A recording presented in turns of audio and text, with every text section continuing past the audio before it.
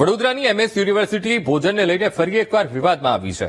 મેસના ખાવામાંથી ઈયળો નીકળી વિદ્યાર્થીઓની હોસ્ટેલની મેસમાં ઘટના બની.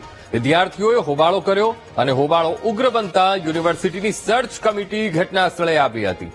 આ સર્ચ કમિટીએ વિદ્યાર્થીઓ સાથે વાત કરીને મામલો થાળે પાડ્યો.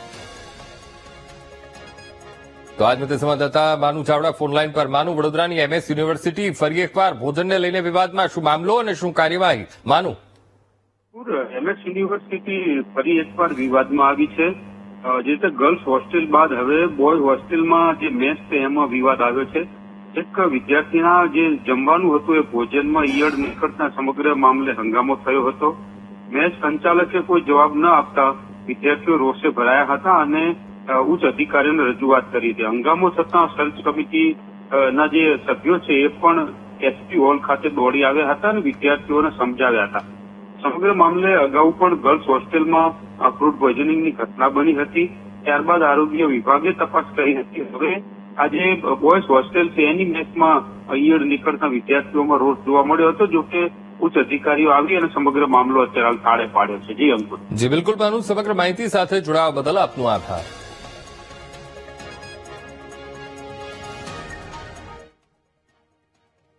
ગીર સોમનાથના ડોળાસા ગામમાંથી દીપડો પકડાયો. કોડીનારમાં ડોળાસા ગામમાં વન વિભાગનું ઓપરેશન. રહેણાંક મકાનમાં દીપડો ઘૂસી ગયો હતો અને દીપડાને પકડી પાડવામાં આવ્યો. ગામમાં દીપડો આવતા સ્થાનિકોએ વન વિભાગને જાણ કરી હતી. એક ભયનો માહોલ પણ ઉભો થયો હતો.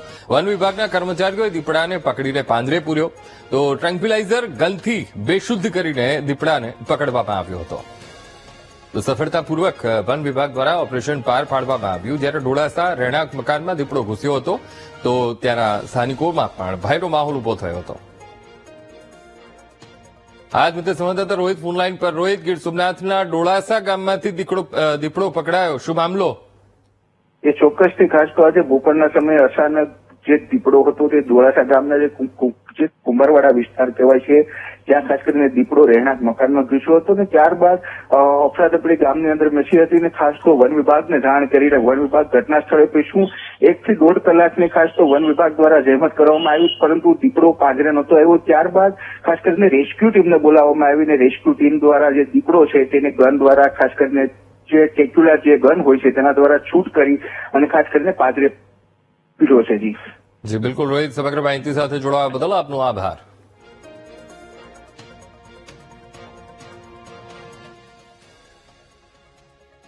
અમરેલીમાં સિંહોના મોતને લઈને તપાસનો ધમધમાટ તેજ થયો છે. ગાંધીનગરના અધિકારીઓએ રાજુલાના ઝાંઝરણા એનિમલ કેર સેન્ટરમાં ધામા નાખ્યા. અધિકારીઓએ DCF અધિકારીઓ પાસેથી માહિતી મેળવી છે. એનિમલ કેર સેન્ટર ઘણા વર્ષોથી બંધ અને તેની પણ ચર્ચા કરાઈ. તો ગાંધીનગર PCCFના અધિકારીનું સિંહના મોતને લઈને નિવેદન. સિંહોનું કુદરતી રીતે મોત થયું છે તેવું તેમનું કહેવું છે. જુદા જુદા વિસ્તારોમાં છૂટાછવાયા જે કુદરતી રીતે મરણ પામેલ છે તે રીતે થયા છે અને એક ગ્રુપમાં થોડાક લક્ષણો અમને દેખાયા હતા એ ન્યુમોનિયાના ને એવા, અને એમાં એક સિંહ બાળનું હિમોગ્લોબિન પણ ખાસું ઓછું થઈ ગયું હતું, 1.6 સુધી આવી ગયું હતું.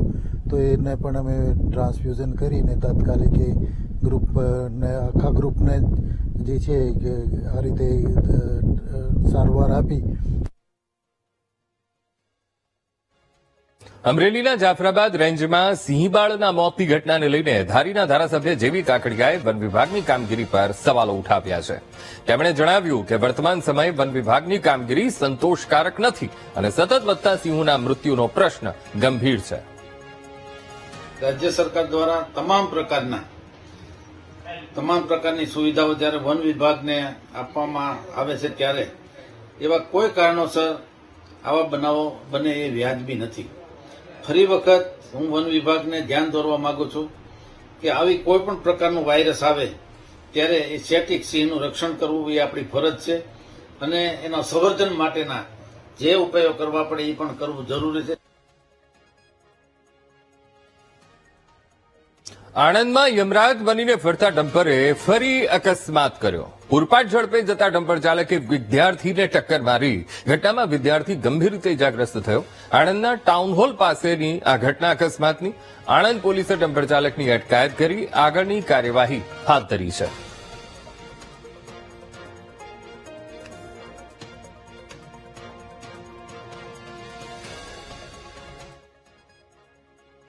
મોરબીના કડિયાણા પાસે ઇકો કાર કેનાલમાં ખાબકી અને બાઇક ચાલકને બચાવવા જતા આ દુર્ઘટના બની.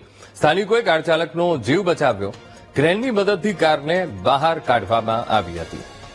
તો કડિયાણા પાસેની આ ઘટના છે, મોરબી કડિયાણા, જ્યાં બાઇક સવારને બચાવવા જતા ઇકો ચાલકે કેનાલમાં ખાબક્યો હતો. ક્રેનની મદદ લેવામાં આવી અને એ કારને બહાર કાઢવામાં આવી. સ્થાનિકોએ ડ્રાઈવરનો જીવ બચાવ્યો હતો.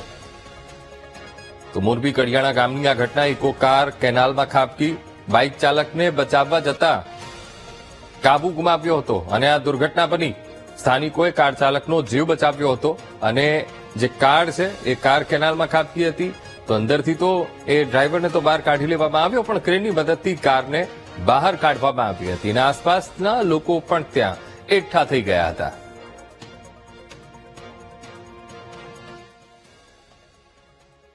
વડોદરાના કરજણ તાલુકાના કિયા ગામે લંપટ શિક્ષકનું કારનામું સામે આવ્યું. કિયા ગામની શાળામાં અભ્યાસ કરતી વિદ્યાર્થીનીને અડપલા કર્યા અને ઘટનાને પગલે પ્રિતેશ નામના લંપટ શિક્ષકે માફીનામું આપ્યું. સ્કૂલમાં અભ્યાસ કરતી વિદ્યાર્થીની સાથે અડપલા બદલ માફી માંગી. અગાઉ પણ 3 વિદ્યાર્થીનીઓ સાથે અડપલા કર્યાની માફી પત્રમાં કબૂલાત કરી છે. વિદ્યાર્થીની સાથે અડપલા કરનાર શિક્ષક પ્રાથમિક શિક્ષક સંઘનો મંત્રી પણ છે અને વિદ્યાર્થીની સાથે અડપલા કર્યાની પોલીસ ફરિયાદ નથી નોંધાઈ.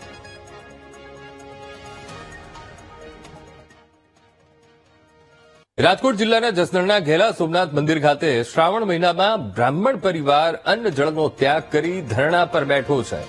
ઘેલા સોમનાથ શિવલિંગની સ્થાપના કરનાર વેજલ ભટ્ટના વંશજો શ્રાવણ માસ દરમિયાન મંદિરમાં આરતી અને પૂજાના અધિકાર માટે વહીવટીતંત્ર સામે લડતના મંડાણ કર્યા છે. આશરે 630 વર્ષ પહેલા વર્ષ 1457માં વેરાવળ પાસેના પ્રથમ જ્યોતિર્લિંગ સોમનાથ પર મહમૂદ ગઝનવીએ ચઢાઈ કરી હતી. ત્યારબાદ જૂનાગઢના શાસક રા મહિપાલની કુંવરી મિનળ દેવી શિવલિંગને લઈને નીકળ્યા હતા અને જસદણ પાસે સોમપીપળિયા ગામે તેમણે સમાધિ લીધી હતી. તો શિવલિંગને બચાવવા ઘેલા નામના વાણિયાએ બિન હિન્દુઓ સામે લડાઈ કરી હતી અને ઘેલા નામનો એ શિવભક્ત શહીદ પણ થયા હતા અને એટલે જ તેમના નામ પણ આ મંદિરને ઘેલા સોમનાથ એ કહેવાય છે. અને બાદમાં વેજલ ભટ્ટે અહીં શિવલિંગની સ્થાપના કરી હતી અને ત્યારથી વેજલ ભટ્ટની પેઢી દર પેઢી શ્રાવણ દરમિયાન ભગવાન શિવની આરતી પૂજાનો અધિકાર તેમને મળેલો છે. પરંતુ રાજકોટ જિલ્લા વહીવટીતંત્રએ વેજલ ભટ્ટના વંશજો પાસેથી આ અધિકાર છીનવી લેતા તેઓ અન્ન જળનો ત્યાગ કરી ધરણા પર બેઠા છે. આજે અનશન પર બેઠા, તેમનો 3જો દિવસ છે. અન્નજળનો ત્યાગ કરી નીરજભાઈ ભટ્ટ બેઠેલા છે. એમની તબિયત બગડી ગઈ છે, પણ એમનું કહેવાનું છે કે આજે વહીવટી તંત્ર દ્વારા એક પણ વખત મુલાકાત લેવામાં નથી આવી, નથી કોઈ ડોક્ટર દ્વારા મુલાકાત લેવામાં આવી. આજે 3 દિવસ છે. આ ભાઈની તબિયત લથડી છે. આપણે એ ભાઈ સાથે જ વાત કરીશું કે આ અનશનને લઈ અને શું કેવી પરેશાનીનો સામનો કરવો પડી રહ્યો. શું કહેશો ભાઈ, આપણું કહેવાનું શું છે? બસ મારું કહેવાનું એવું જ છે કે આ અનશન માટે અમે જે અમારી માંગ સાથે બેઠા છીએ, માંગમાં જો અમારે કોઈ પણ જાતનો અમને કોઈ અડચણરૂપ કે મુશ્કેલી ઊભી ના થાય એવું અમે અમારી તરફથી અમે ગણતરી કરતા હતા. પણ હવે હજી આજની તારીખે 3 દિવસ થયા, કોઈ પણ પ્રશાસન દ્વારા કોઈ પણ માણસો દ્વારા કે હમણાં કોઈ કરવામાં આવ્યા નથી.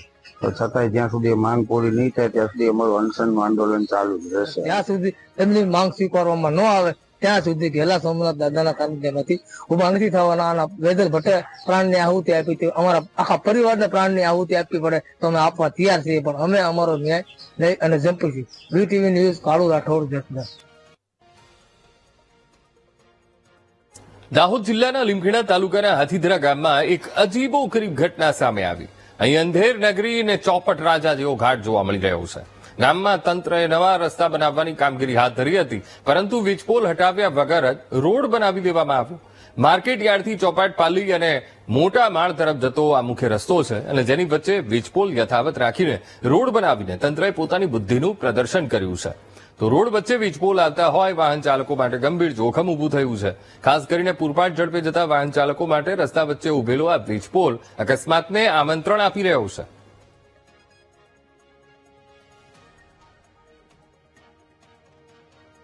હવે આગળ હું તમને જે દ્રશ્યો બતાવીશ એ જોઈને તમને એવું થશે કે આ કાશ્મીર કે મનાલી તો નથી ને, પણ એવું નથી. આ દ્રશ્યો અલગ જ છે. એ દ્રશ્યો કયા છે એ પણ આપણે ટીવી સ્ક્રીન ઉપર બતાવીએ. આ દ્રશ્યો એ જે હું તમને ટીવી સ્ક્રીન ઉપર બતાવવા જઈ રહ્યો છું એ ન કાશ્મીર મનાલીના છે, પણ છે જૂનાગઢના ગરવા ગિરનારના. ઝરમર વરસાદ વચ્ચે ગિરનાર પર્વત પૂરેપૂરો વાદળોથી ઢંકાયેલો જોવા મળ્યો. પર્વત પર જવાના રોપવેમાં જઈએ તો એવો અહેસાસ થાય કે જાણે વાદળોને ચીરીને ગિરનાર તરફ જતા હોઈએ. પર્વત પર ચડતા પ્રવાસીઓને પણ જાણે કે વાદળમાં ફરતા હોય તેવો અહેસાસ થયો. આવો આહલાદક નજારો જોઈને પ્રવાસીઓનું મન પણ એ ખીલી ઉઠ્યું. પ્રવાસીઓએ આહલાદક નજારો કેમેરામાં કેદ કર્યો અને નજારાની મોજ માણતા જોવા મળ્યા. ચોમાસામાં ગિરનારનું વાતાવરણ એકદમ આહલાદક છે. જાણે આપણે નીચે જમીનમાંથી જોઈએ તો એમ થાય કે વાદળો બહુ ઉપર છે, પણ આજે આપણે વાદળોની વચ્ચે છીએ અને એકદમ અતિશય આહલાદક વાતાવરણ છે. અને જાણે વાદળો આપણને સ્પર્શ કરીને એવું ફિલિંગ આપી રહ્યા છે કે જાણે આપણે બહુ સારા હિલ સ્ટેશનમાં કેમ જાણે કે કુલ્લુ મનાલી છે, જેમ કે ત્યાં જવાની જરૂર ના પડે આપણને. એનું એટમોસ્ફિયર એટલું સરસ છે કે અહીંયાથી જવાનું મન થતું નથી અને આવા એટમોસ્ફિયરમાં આપણને શિમલા મનાલીની પણ યાદ અપાવે છે. તો આ એટમોસ્ફિયર ખરેખર બહુ મસ્ત છે, બહુ એન્જોય કરી રહ્યા છે. વ્યવસ્થા પણ બહુ સારી છે. અહીંયા એવી કોઈ ભાડભીડ ધક્કામુક્કી એવું કશું જોવા નથી મળ્યું અને બધું એકદમ કમ્ફર્ટેબલી મૂવ થઈ ગયું છે. રોપવે પણ બરાબર વ્યવસ્થિત ચાલે છે. ગિરનારને દત્ત ભગવાનના દર્શન કરવા માટે અમે લોકો અહીંયા અંબાજીથી દત્ત ભગવાનના પાદુકા છે ત્યાં સુધી અમે બધા ચાલીને ગયા. આ બધું વાતાવરણ અમને ખૂબ જ અહીંયા બહુ મજા આવી. નજારો ખૂબ જ સરસ છે, પણ આજે વાદળના કારણે એટલું બધું અમને વ્યૂ ના મળ્યો, પણ અમને બહુ મજા આવી વાતાવરણ. અહીંયા અદભુત, આમ આપણે શિમલામાં હોઈએ ને એવો નજારો જોવા મળે છે. નવરાત્રી પહેલા શરૂ થયેલા ગરબા ક્લાસીસને મોરબીના પાટીદાર સમાજે દૂષણ ગણાવ્યું છે. ત્યારે આ મામલે વીટીવી ન્યૂઝની ટીમે રાજકોટના લોકોનું મંતવ્ય જાણવા માટે પ્રયાસ કર્યો. રાજકોટના લોકો આ અંગે શું કહી રહ્યા છે, આવો જાણીએ.